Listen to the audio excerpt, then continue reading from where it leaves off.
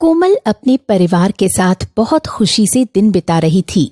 उसकी शादी को 10 साल हो चुके थे और उसका एक बेटा बंटी भी था। कोमल की सास भी उसे बहुत प्यार करती थी। सब कुछ सही चल रहा था कि तभी कोमल को एहसास हुआ कि उसके पति का व्यवहार कुछ बदला बदला सा है। लीजिए, आपका टिफिन तैयार है। नहीं, आज मैं टिफिन लेकर नहीं जाऊंगा। आज मेरे ऑफिस में मीटिंग है बाहर, इसीलिए आज मैं बाहर ही खाना खाऊंगा। तो फिर आपने मुझे बताया क्यों नहीं? वो काम के चक्कर में भूल गया।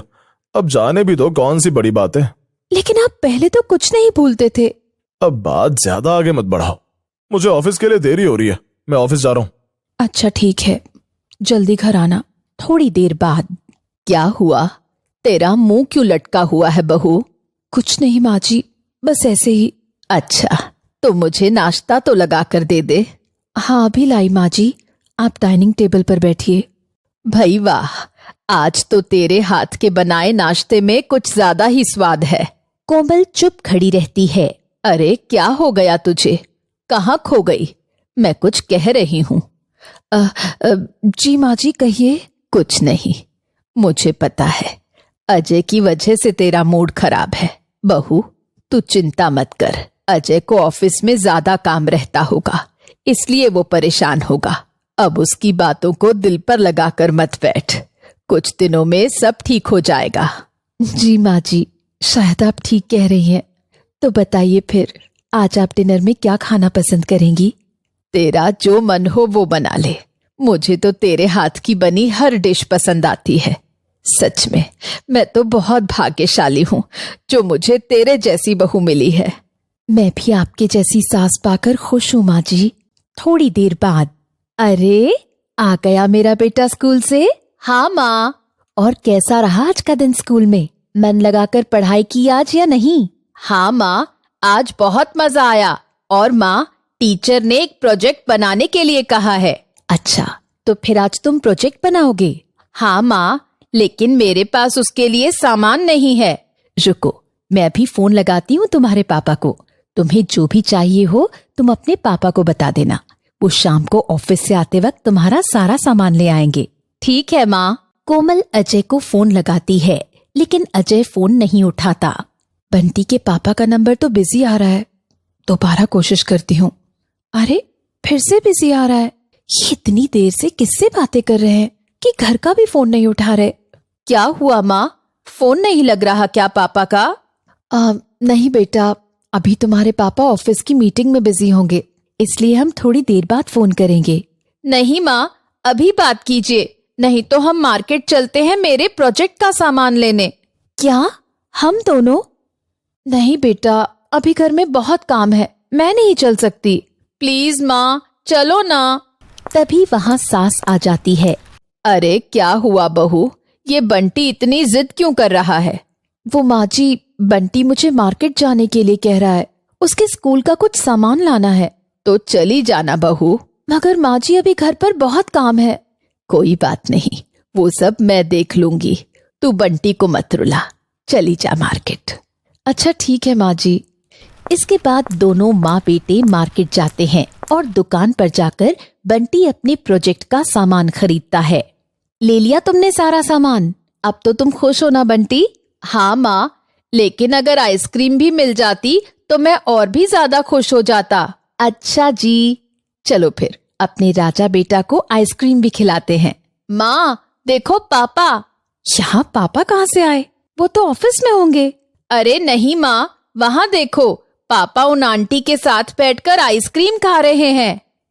हे भगवान, ये मैं क्या देख रही हूँ? ये कौन है जिसके साथ बंटी के पापा आइसक्रीम खा रहे हैं? ये तो कह रहे थे कि आज इनके ऑफिस में मीटिंग है। चलो माँ, पापा के पास चलते हैं। नहीं बेटा, हो सकता है पापा अपने ऑफिस का कोई काम करने आए हो और वो कोई कंपनी की मैडम से जरूरी बात कर रहे हो, हमें उन्हें डिस्टर्ब नहीं करना चाहिए। ठीक है माँ। ऐसा कहकर कोमल और बंटी अजय से बिना मिले घर वापस आ जाते हैं। आ गए आप? मुझे आपसे कुछ जरूरी बात करनी है। अभी नहीं, बाद में करना, आज मैं बहुत ज्यादा थक गया हूँ। क्यों? आइसक्रीम खाने के अलावा उस लड़की के साथ आपका कोई और प्लान भी था जो आज आप इतना ज्यादा थक गए? ये क्या बकवास कर रही हो तुम? मैं कोई बकवास नहीं कर रही, मैं वही कह रही हूँ जो आज मैंने देखा है। सच सच बताइए, कौन है वो लड़की? ओह अच्छा, लगता है अब तुम्हें सच बताना ही पड़ेगा। हाँ बिल्कुल। दरअसल वो लड़की प्रिया है, जो मेरे ऑफिस में काम करती है। हमारे बीच पहले दोस्ती हुई और बाद में हम एक दूसरे से प्यार हो गया, और अब हम एक दूसरे के साथ जिंदगी बिताना चाहते हैं। ये बात सुनकर जैसे कोमल के पैरों तले जमीन खिसक गई। क्या आप किसी और से प्यार करते हैं और मेरे रहते हुए दूसरी शादी करना चाहते? क्या यही दिन देखना बाकी रह गया था? आपके लिए हमारी शादी के 10 साल कोई अहमियत नहीं रखते? नहीं, क्योंकि जो मैं प्रिया के लिए फील करता हूं वो मैं तुम्हारे लिए नहीं करता। मैं तो जैसे तैसे तुम्हारे साथ दिन बिता रहा था, मगर प्रिया के साथ मैं बहुत खुश रहता हूं। तो क्या आप सच में ही शादी तोड़ देना चाहते? नहीं, तुम यहाँ माजी का और बंटी का ख्याल रखो, और मैं अब से प्रिया के साथ उसके घर पर रहूंगा। क्या मतलब है तुम्हारा? मैं अभी माजी को ये सब नहीं बता सकता, इसीलिए कुछ दिन तक ये सब संभाल लो। मैं बाद में सब ठीक कर दूंगा। आप यही चाहते हैं तो यही सही, मैं माँ जी को कुछ नहीं बताऊंगी। अगले दिन। कोमल, आज अजय नहीं दिखाई दे रहा। वो माँ जी वो 1 महीने के लिए बाहर गए हैं ऑफिस के काम से। क्या 1 महीने के लिए? मुझे तो उसने इस बारे में नहीं बताया। वो माँ जी अर्जेंट काम आ गया, इसलिए उन्हें जल्दी में जाना पड़ा और वो आपको बताना भूल गए। अच्छा, और बंटी स्कूल गया? जी माँ जी, बंटी स्कूल गया। इसके बाद कोमल सास के लिए किचन से नाश्ता लेकर आती है। ये लीजिए आपका नाश्ता। सच बहू, तूने इस घर को बहुत अच्छे से संभाल रखा है। तेरी जगह कोई नहीं ले सकता। मेरी जगह तो पहले ही प्रिया ने ले ली है माँ जी। क्या हुआ, कुछ कह रही है बहू? नहीं नहीं माँ जी, कुछ नहीं। दूसरी तरफ अजय प्रिया के साथ उसके रूम पर वक्त बिता रहा था। मैं तुम्हारे लिए सब कुछ छोड़कर आ गया प्रिया, अब यहाँ सिर्फ हम दोनों ही रहेंगे। मुझे नहीं पता था कि तुम मुझसे इतना प्यार करते हो अजय। लेकिन अब तो पता चल गया ना तुम्हें। चलो ना, कहीं घूमने चलते हैं। अभी मुझे ऑफिस में बहुत काम है, उसके बाद चलते हैं ना। ओफो, काम तो होते ही रहेंगे, तुम घूमने चलो ना। अच्छा बाबा, ठीक है, चलते हैं। दोनों साथ में घूमने जाते हैं और फिर रात को घर लौटते हैं। आज तो प्रिया ने मेरा बहुत खर्चा करा दिया यार। इतनी शॉपिंग तो आज तक कोमल ने 1 साल में नहीं की, जितनी आज प्रिया ने 1 दिन में कर ली। अब इस नुकसान की भरपाई के लिए मुझे एक्स्ट्रा काम करना पड़ेगा। अकेले अकेले किससे बातें कर रहे हो अजय? अब नहीं, किसी से नहीं, बस ऐसे ही। चलो अब सोने चलते हैं, कल ऑफिस भी तो जाना है। कल ऑफिस सिर्फ तुम्हें जाना है। अब तुम मेरे साथ हो तो मुझे काम करने की क्या जरूरत है? मगर ये तो तुम्हारी जॉब है प्रिया। ये तो मैं मजबूरी में कर रही थी, अब तुम आ गए हो तो मुझे किसी जॉब की जरूरत नहीं। अच्छा, जैसी तुम्हारी मर्जी। अगले दिन। मेरा नाश्ता कहाँ है प्रिया? कैसा नाश्ता? तुम होश में तो हो ना? मुझे क्या तुमने अपनी पहली पत्नी कोमल समझ रखा है, जो एक हाउसवाइफ बनकर तुम्हारी सेवा करे? यहाँ तुम्हें अपने सारे काम खुद करने होंगे। लेकिन आज मुझे ऑफिस के लिए देर हो रही है, आज तो कुछ बनाकर दे दो। ये लो ब्रेड और ये जूस। दोबारा मुझे डिस्टर्ब मत करना। अजय मन में सोचता है कि इससे अच्छी तो कोमल थी।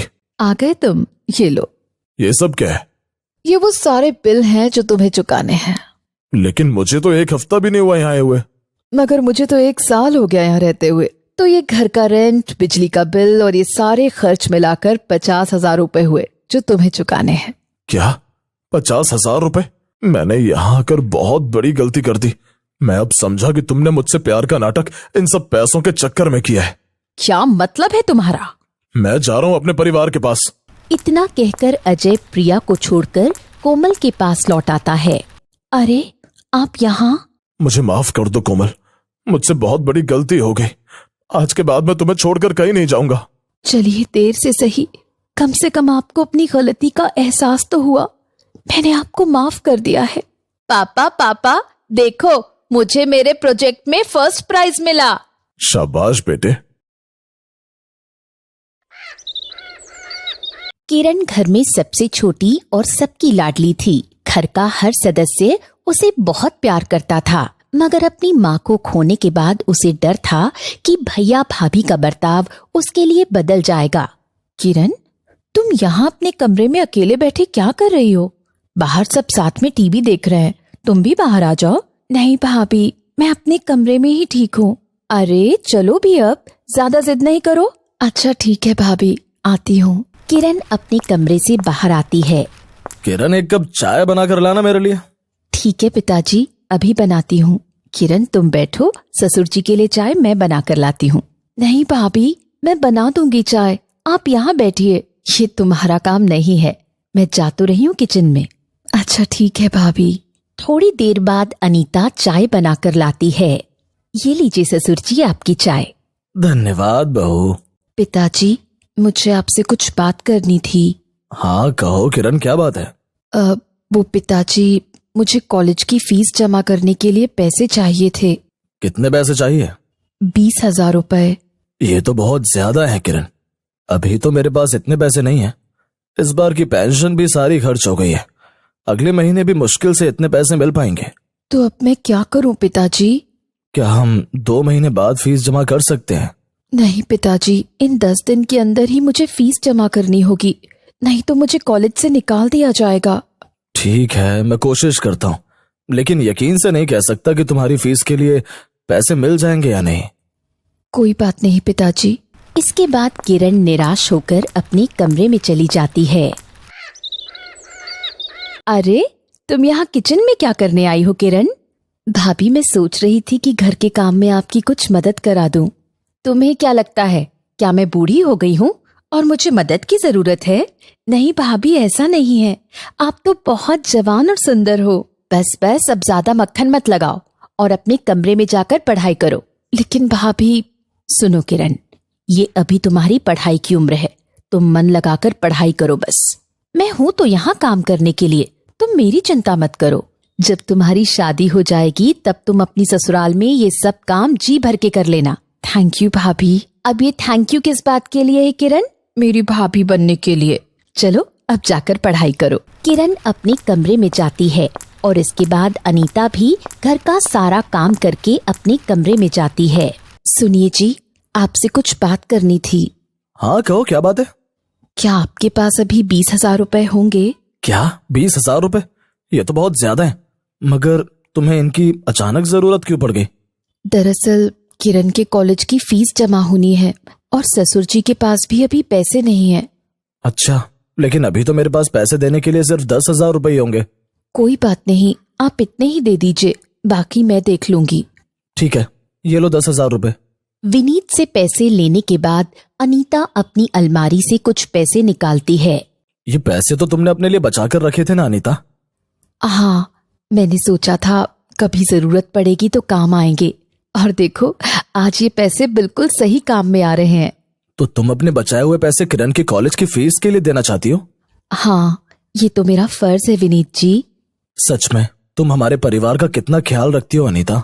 ये मेरा भी तो परिवार है ना विनीत जी, और किरण के लिए तो मैं इतना कर ही सकती हूँ। इतना कहकर अनीता पैसे लेकर किरण के कमरे में जाती है। ये लो किरण, तुम्हारी कॉलेज की फीस के पैसे। भाभी, ये आपको किसने दिए? तुम्हारे भैया ने दिए हैं। थैंक यू भाभी। आगे से किसी भी चीज की जरूरत हो तो अपने भैया को या मुझे बता दिया करो, ऐसी छोटी छोटी बातों पर उदास मत हुआ करो तुम। भाभी के दिल में अपने लिए इतना स्नेह देखकर किरण की आंखों में आंसू आ जाते हैं। अरे तुम तो भावुक हो गई, चलो भी अब चुप हो जाओ, हम सब हैं यहाँ तुम्हारा ख्याल रखने के लिए। थैंक यू भाभी। अब मन लगाकर पढ़ाई करना। जी भाभी। इसके बाद अनीता अपने कमरे में वापस चली जाती है। कुछ दिनों बाद, ये लीजिए, आप सब मेरे हाथ की बनी ये मिठाई खाइए। किस खुशी में ये मिठाई खिला रही हो अनीता? किरण ने आप सबको बताया नहीं? किरण कॉलेज में अच्छे नंबरों से पास हुई है, तो ये इसी खुशी की मिठाई है। अरे वाह, बहुत बढ़िया किरण। आप सबका शुक्रिया। तो इसका मतलब अब तुम्हारी पढ़ाई पूरी हो गई किरण? जी पिताजी। यानी तुम्हारे हाथ पीले करने का समय आ गया है। हम अपनी किरण की शादी बहुत धूमधाम से करेंगे पिताजी। हाँ हाँ, क्यों नहीं, बिल्कुल। कुछ दिनों बाद किरण के लिए एक अच्छा लड़का मिल जाता है। उसका रिश्ता पक्का हो जाता है और किरण की शादी की तैयारियां होने लगती हैं। क्या हुआ तुम्हें किरण? उदास क्यों हो?